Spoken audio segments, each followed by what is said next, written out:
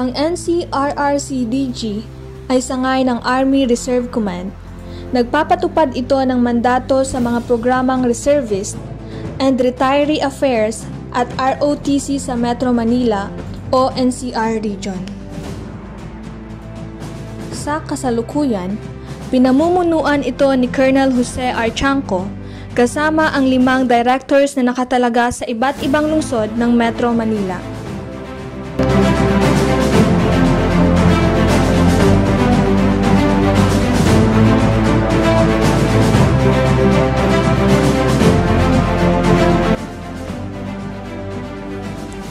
Sa NCRRC-DG, sinasanay ang mga reservists na tulad sa mga regular troops upang maging matatag na base of expansion ng hukbong katihan o force multiplier.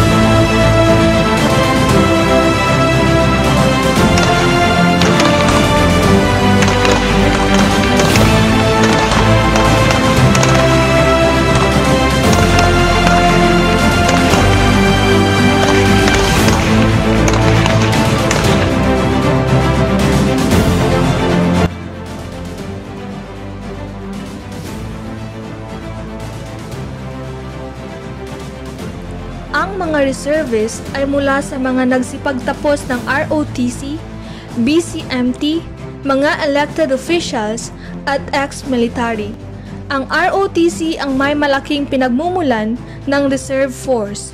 Kaakibat ng Army ang mga reservists sa relief and rescue operations, sa socio-economic development at sa pagpapanatili ng mga government utilities sa panahon ng gera.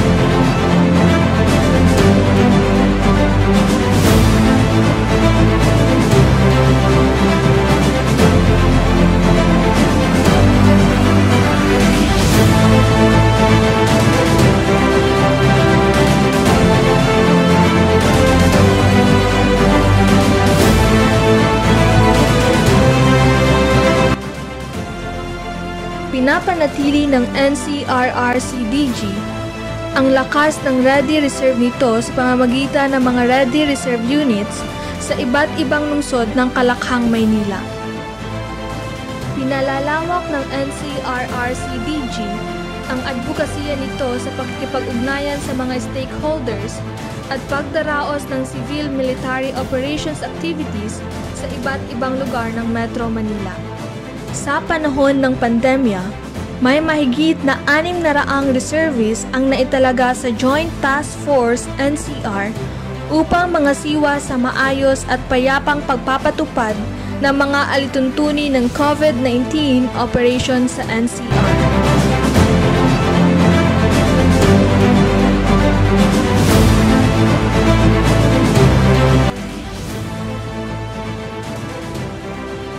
Pangunahing adhikain ng NCRRC-DG ay suportahan ang ating hukbong katihan ng capable, responsive, mobilizable, and disciplined reserve force sa National Capital Region.